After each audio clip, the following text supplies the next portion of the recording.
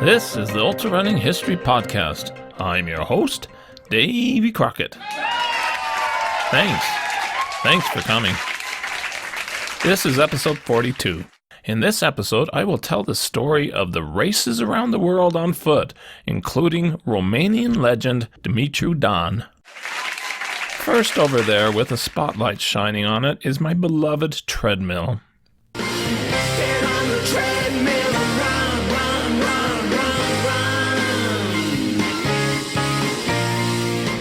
Last week, I ran 100 miles on it for the third time. Are you crazy? Yes, pretty crazy.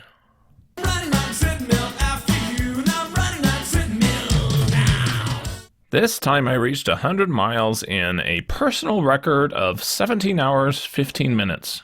The greatest victory is that the machine didn't break down along the way.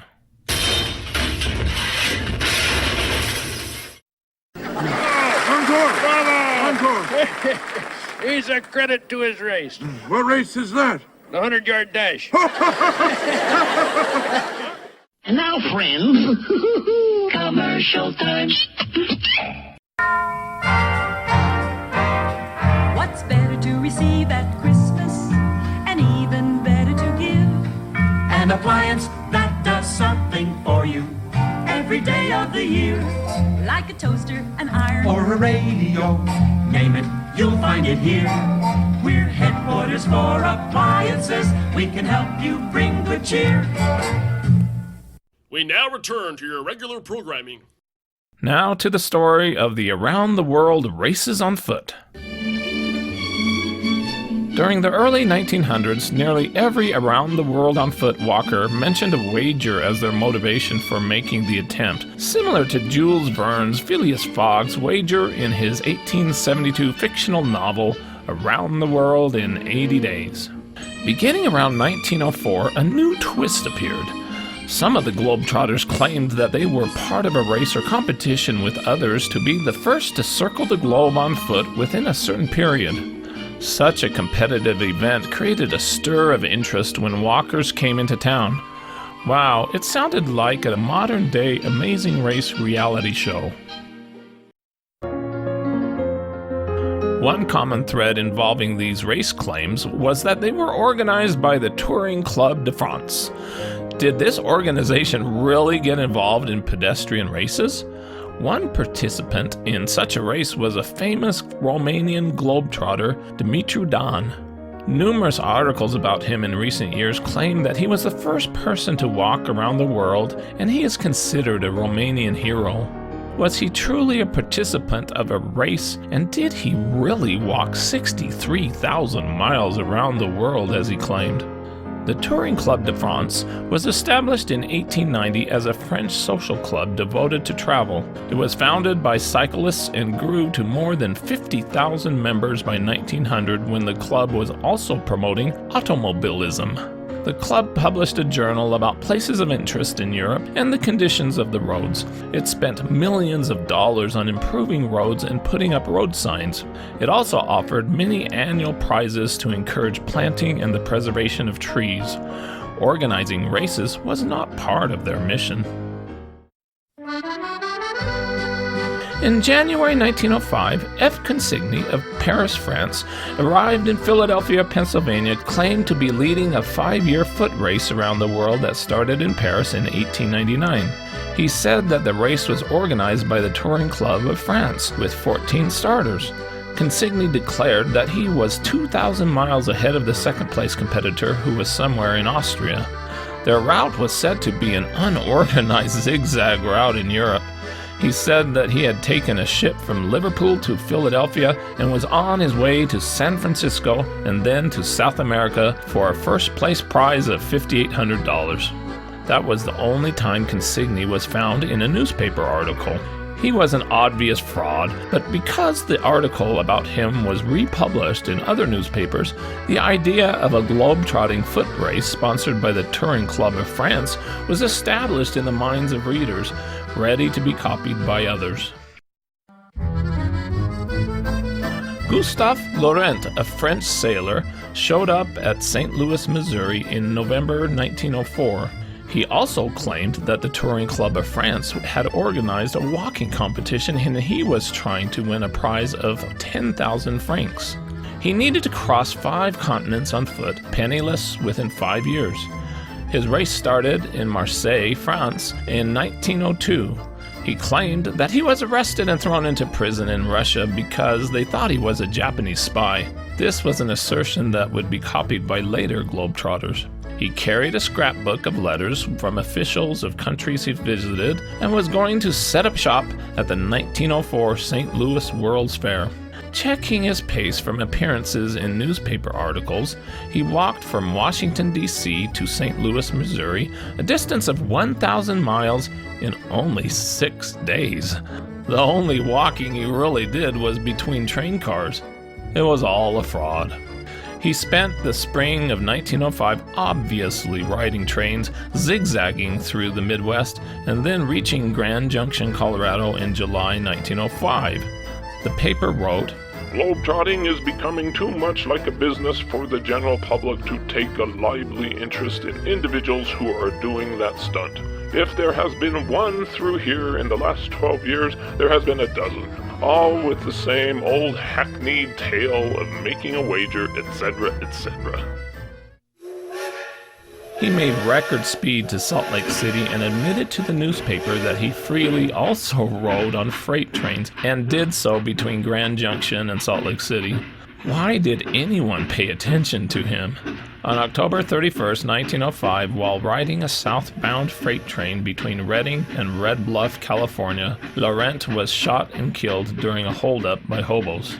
Thus, this was the second bogus story that the Touring Club of France was putting on a walking around the world competition. Each of the races didn't happen. It was all a charade. When we played our charade, we were like children posing, playing at games, acting out names, guessing the parts we played. Henry Vincent Mosse, a Frenchman and a chauffeur, started to appear in 1907 newspapers claiming a fantastic around-the-world tale. He first showed up in Hawaii in June 1907.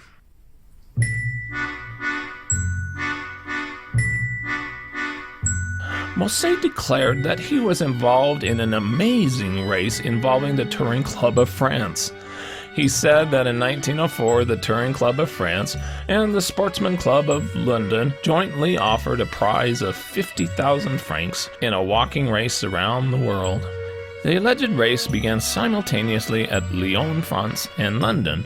To win the prize, the winners needed to arrive in Lyon within 4 years. He said the clubs wanted to prove whether the French or the English were the hardiest and could stand the most inconvenience. Mosse said that 8 contestants started. Their conditions were the same as bogus walks of the time. They could not beg, borrow, or steal. Mosse would give lectures along the way to earn money, although he only really spoke French. He sadly explained in Hawaii that 6 of the contestants were dead, quote, given into the hardships of the trail or had met with violent deaths from savage tribes met in their wanderings. He said that the only remaining contestant was somewhere ahead of him in the United States. By the time he reached San Francisco, California by steamer on June 1907, the details of his story changed dramatically. He now said that the 8 all left from Lyon, France together and that they traveled in pairs. There were 4 Englishmen and 4 Frenchmen.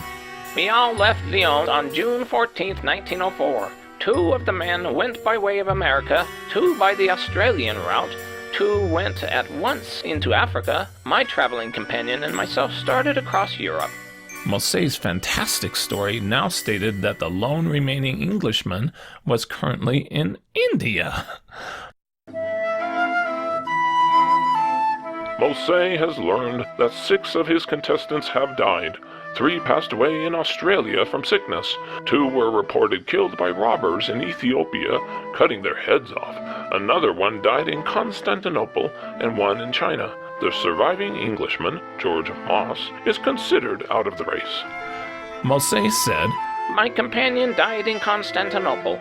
I traveled on through Turkey, Bulgaria, and Russia, where I was arrested as a Japanese spy and was held for 45 days. Note the Japanese spy story used earlier by Laurent. In China, I was captured by highwaymen. They took my money and arms and held me captive for 4 days, but finally returned my gun and let me go. The bandits treated him well and even offered him a Chinese wife if he wanted to remain. At Los Angeles, Mosse claimed that he had traveled more than 19,000 miles. He was clad in a white uniform and wore a sweater that once was white. Around his waist was a belt filled with cartridges for the shotgun, which he carried with him for more than 3 years. His few necessities he carries in a pack upon his back. After Los Angeles, in only 10 days, he appeared in Tucson, Arizona, which would have involved averaging more than 55 miles per day in the blazing summer heat across the desert, an impossibility. There was a gap in news coverage from August until December 1907 in New Orleans, Louisiana. Was Mosse still walking during that time? Actually, no. My research discovered that on September 26, 1907, he boarded the sailing ship Louisiana at France. He had actually abandoned his fake walk for a few months and made a quick trip home to France, and then sailed to New Orleans to continue his scam. 3 days later, the New Orleans newspaper announced that he would be given a lecture that night. From the south, miraculously, in less than a month, Mosse somehow covered about 1,000 miles during the winter cold, averaging about 75 miles per walking day, and arrived in New York City. The story how his fellow contestants died changed, and the remaining one, Mosse, had committed suicide. Curiously, his plans changed, and he didn't take a steamer for France to cross the Atlantic to win the prize in France. Instead, he continued toward Boston, Massachusetts, where he claimed to be the sole survivor of the race. A month later, he showed up in Montreal, far out of his way. His trip ended in Quebec City among his fellow Frenchmen, and it is believed he settled there. Later, he shared what happened after he went to Quebec City. Mosse met with the greatest hard luck. The vessel in which he was to sail was delayed for 24 hours, and he arrived in Paris 1 day too late to win the handsome prize. This is strange, because he was supposed to finish in Lyon, France, 280 miles to the south. He must have forgotten where the finish was. Looking at the evidence, Mosse's globetrotter race was a farce. He was the only source that such a race existed involving the Touring Club of France. Thus, the third alleged Touring Club of France race never happened. You would think that would be the last one, but there was one more.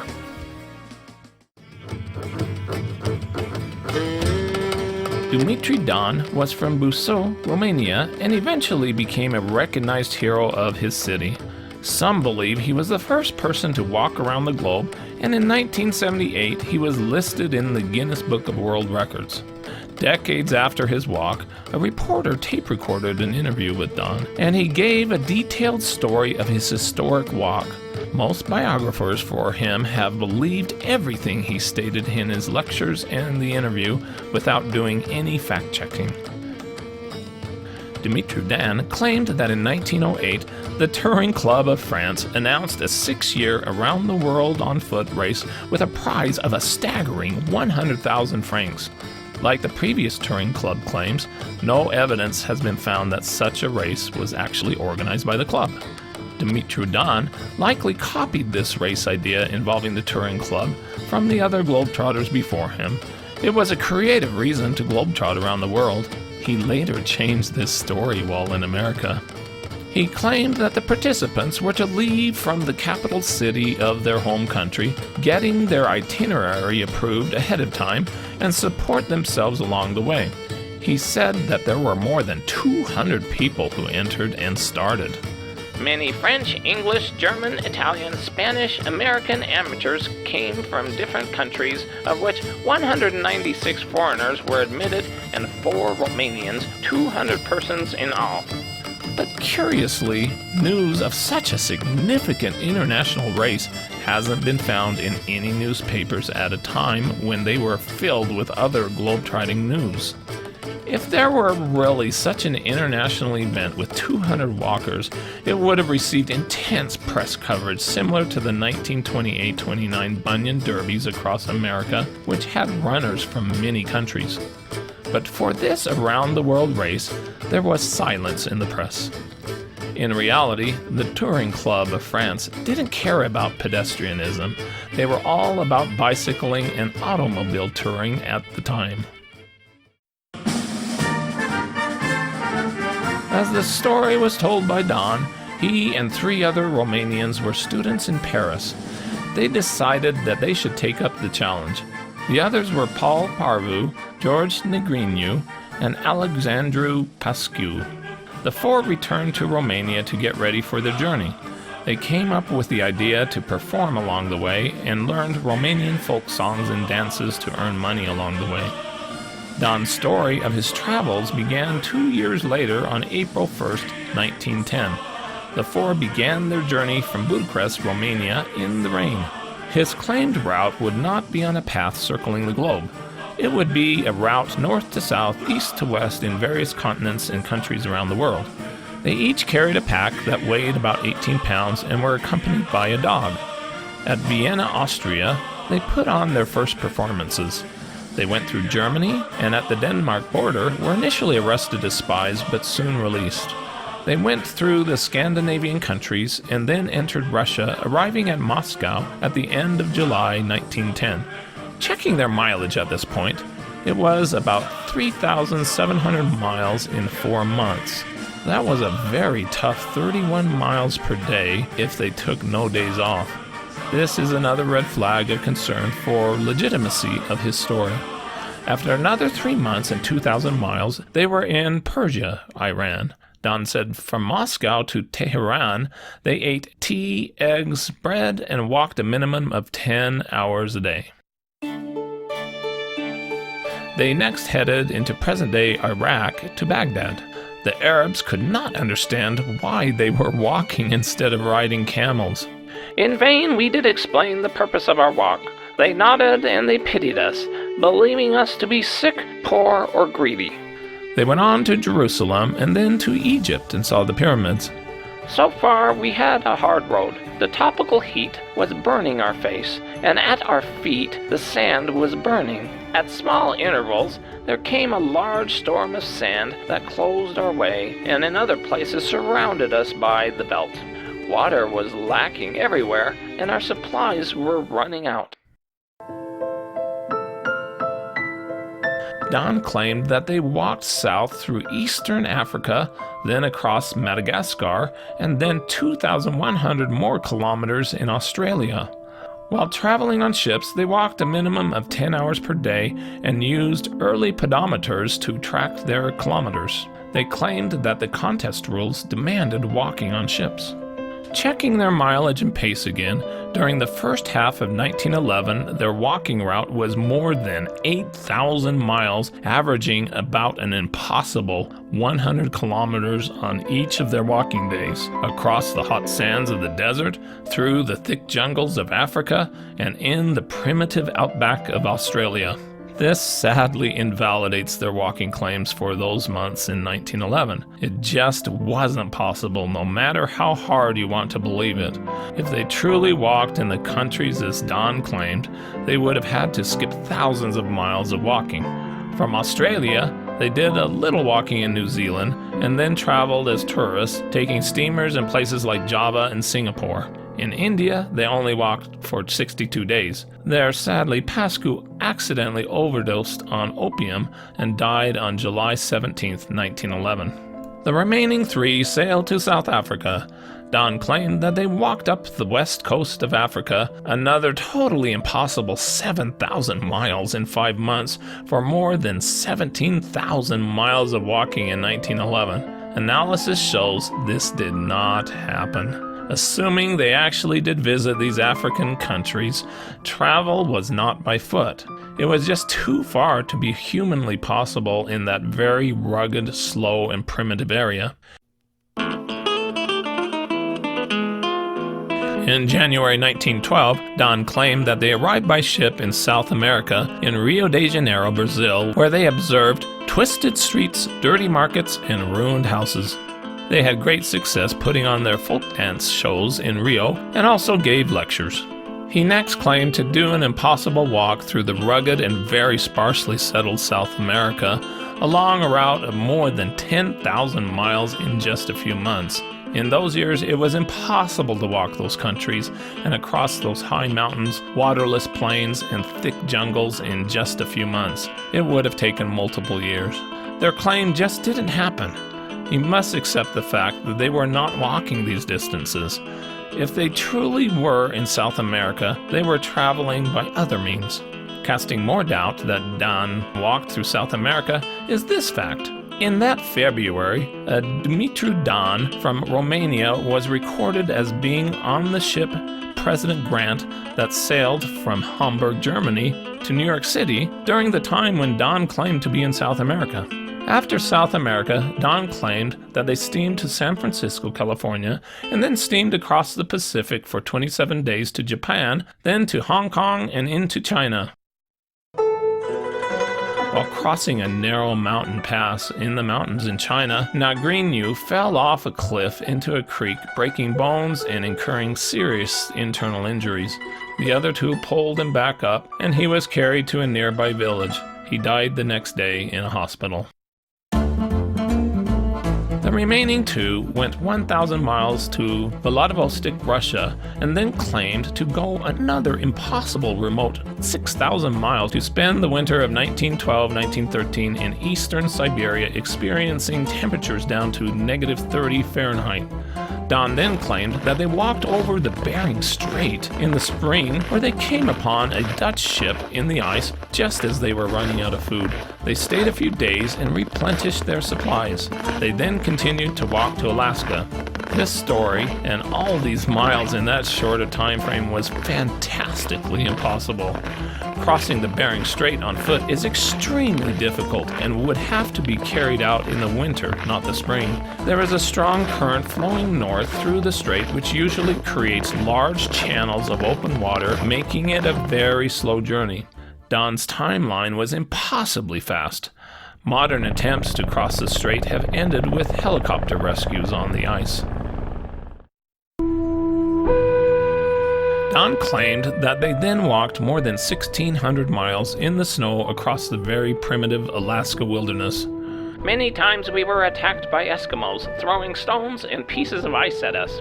Clearly, he didn't understand that Alaska is not just ice and Eskimos. That walk in Alaska at that time was impossible to make. There is no roads along that route, and it is heavily forested, and the distance would have been much further, more than 5,000 miles, another obvious fabrication. My analysis concludes that the entire Russia, Siberia, Alaska journey was fictional, and also conflicts with what Dan told the newspapers later in the United States.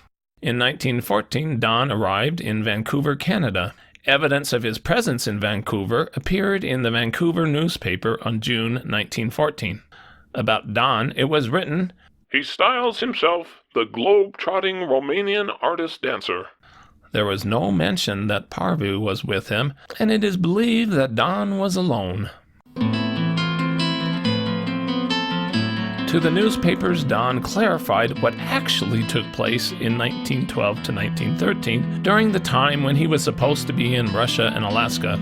He said that he left his journey and went to take part in the 1912 to 1913 Balkan War, which delayed him for more than 6 months and likely for an entire year. He said that he spent 4 months fighting and 2 months in the hospital with an injured hand. He was very proud of his service in that war. From Vancouver, Dan claimed that he walked to San Francisco, Acapulco, San Salvador, Managua, San Jose, Casablanca, and Algiers, a distance of about 5,000 miles. Did he really walk to Central America as he claimed? No, he did not. He would have had to run more than 5,000 miles in 1 week. Here is why. Ship passenger records show he actually arrived in Quebec City, Canada on the Grampian steamship 3 weeks after being in Vancouver. The ship came from Glasgow, Scotland. He probably steamed from Vancouver to Panama, went through the canal, then to Scotland, and then back to Canada during those short 3 weeks. He was on a ship nearly the entire time. Dan's claim that he walked to Central America did not happen. Also of interest is that Paul Parvu was not on the Grampian passenger list and was not with him. Dan also falsely claimed that during that short period of time that they had walked thousands of miles through Europe and Great Britain. He said while there, they had met with the race organizers and found out that they were the only 2 of the 200 still in the race. Since he was never in mainland Europe during that time, and no English newspapers ever reported he walked in Great Britain, it was all unfortunately a fabrication, and further shows that the race story was made up. After a month in Quebec and a 600-mile walk claim, on August 1st, 1914, Dan crossed the border into America at Niagara Falls with immigration record evidence. Parvu was not with him. Dan confirmed that he entered Canada on the steamship Grampian. Dan arrived in nearby Buffalo, New York 2 days later, and according to newspaper reports, Parvu was not mentioned. During the next week, Dumitru Dan traveled nearly 200 miles to Cleveland, Ohio, a very difficult and far journey. A month later, he was in Chicago, Illinois. Further evidence was revealed that the alleged Touring Club of France competition was a farce. Dan gave a totally different story in Chicago to the newspaper reporters. He said that he was walking on a wager between several rich Budapest citizens and that he must visit the capitals of 54 countries and walk 63,000 miles. A month later, in October, Parvu was finally with him again. The 2 Romanians arrived in Akron, Ohio, heading east again. There they again changed the purpose of their walk. They said that they had been sent out by the National Romanian Association, a sporting organization. From Ohio, they said to the newspapers that they were going to Washington, D.C., to Florida, Mexico, Panama, and back to Europe.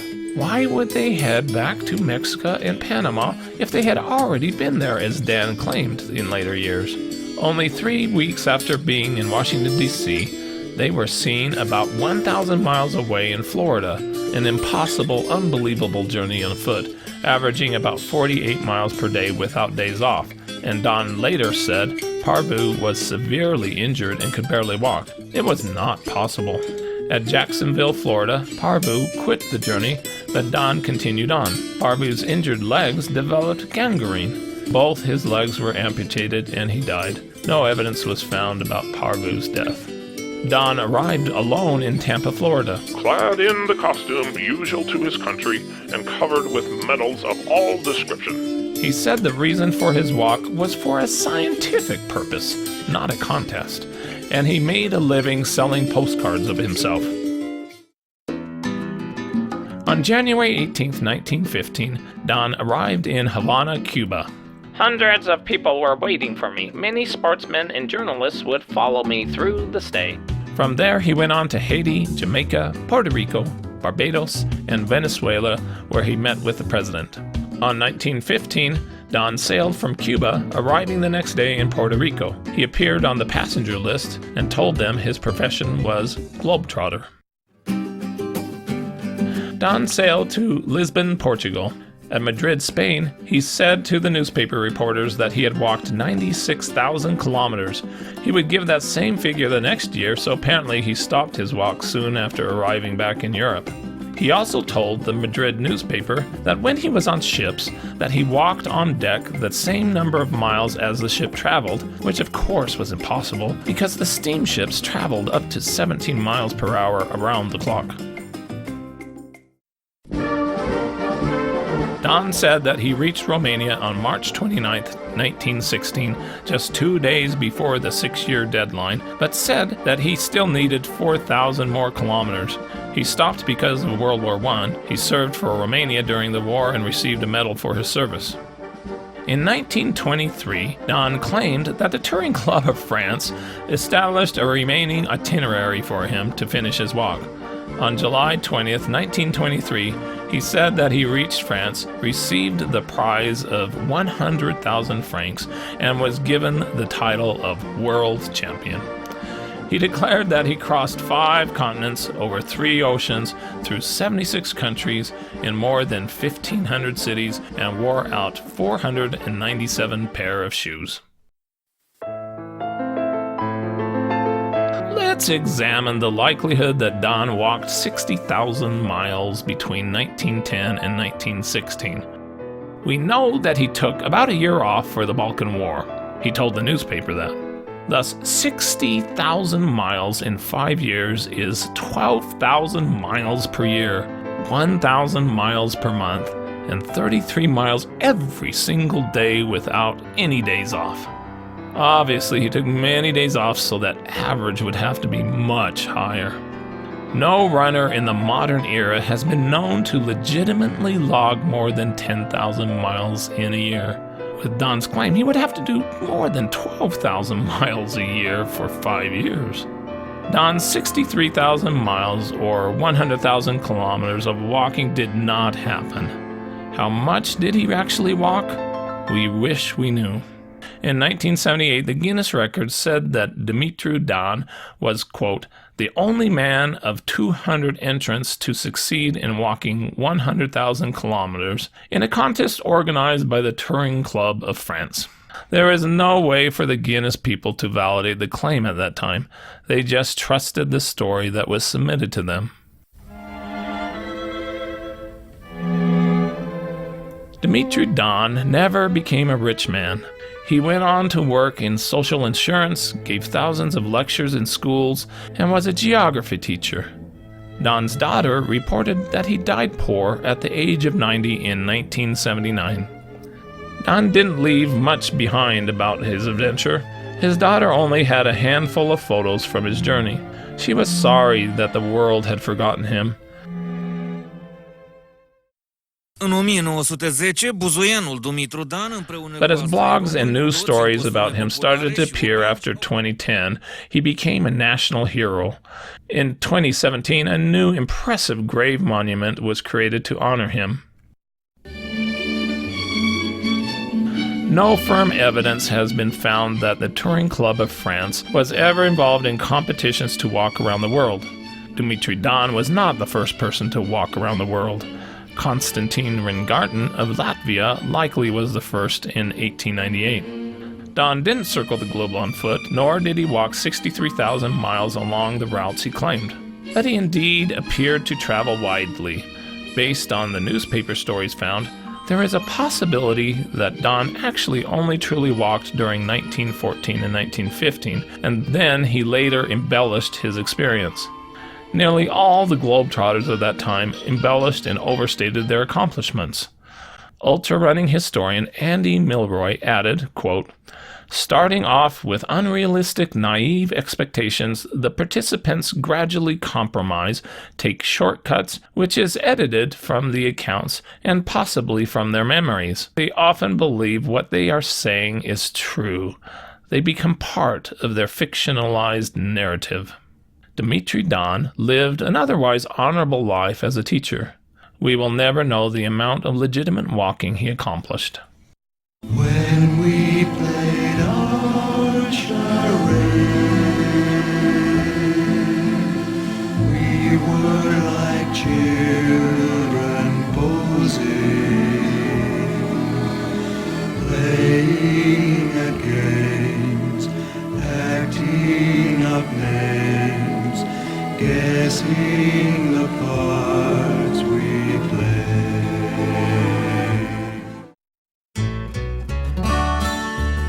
With that, this is Davy Crockett, and this is the Ultrarunning History Podcast. I hope you run fast and far, enjoy life, get outdoors, and most of all, stay safe and don't take unnecessary chances.